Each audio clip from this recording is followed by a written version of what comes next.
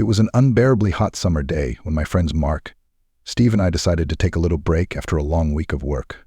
As usual, we were in town, but the oppressive heat had us looking for a cooler place to stay. That's when I remembered about my mother-in-law's cottage, a cozy house a few minutes away from the city, immersed in the greenery of an old garden.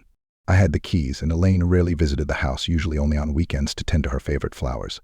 The idea of seclusion there seemed perfect, and the boys agreed without much persuasion after hearing about the shade and tranquility of the garden.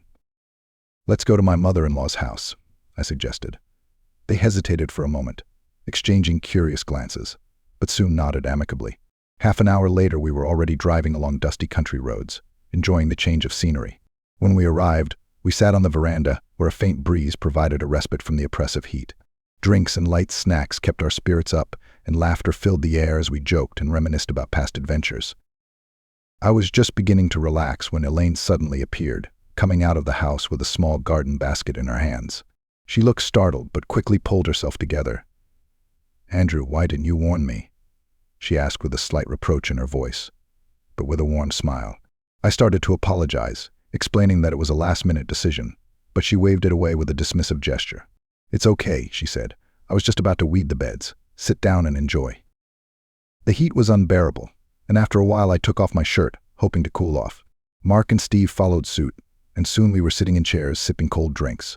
Elaine bowed out and disappeared into the house. When she returned, she had changed into a light summer dress that fit her in a most flattering way.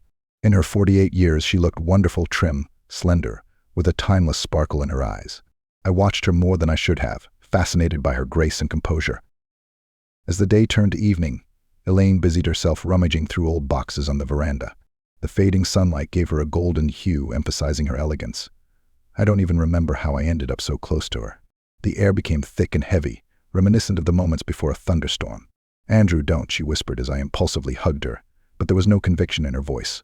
Our gazes met, and in her eyes I saw a reflection of my own madness, an audacious recklessness that mirrored my own feelings. What happened next was a whirlwind of brief, passionate lapse in reasoning that defied all bounds of propriety. Back at the table, we acted as if nothing had happened. Elaine called her husband, explaining that she would be staying at the cottage overnight to take care of some business.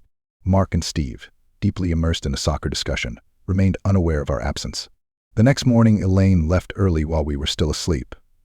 I stayed with my friends, but my thoughts were far removed from the frivolous chatter that had resumed between us. My mind replayed fragments of the previous evening's events over and over again, unable to reconcile the enormity of what had happened. I checked my phone and noticed several missed calls from my wife. A wave of guilt swept over me, but it was quickly replaced by confusion. I had no idea what to do or how to move forward. A week later, Elaine and I crossed paths again at a family dinner. The atmosphere was filled with unspoken tension.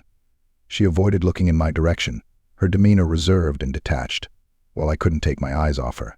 My wife chatted about work, my father-in-law chatted about politics, but Elaine and I sat in stifling silence, weighed down by the weight of our shared secret. When I went outside for a smoke, memories of that evening came flooding back with startling clarity. To my surprise, I realized that I felt no regret.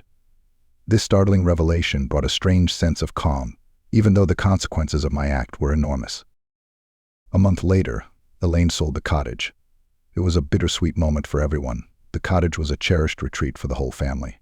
For me, however, it meant the end of an era, the final end of a chapter that had begun on that fateful summer evening.